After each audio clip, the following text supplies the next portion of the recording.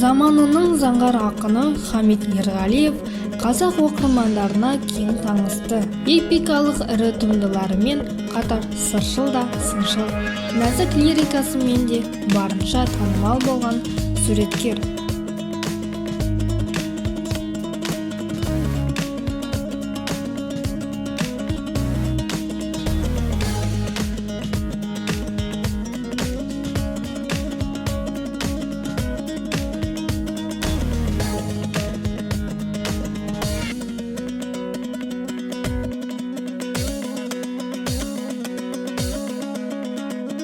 Көрнекті ақынның бұл жаңа жинағы сонет жанрында жазылған.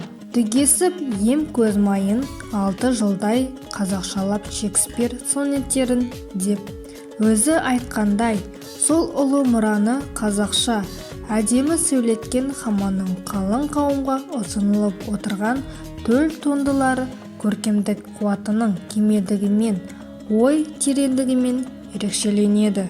Бұл кітапқа соңғы 10 жыл ішіндегі жазған ісі, очерк, басқа да толғаныстары енгізілді.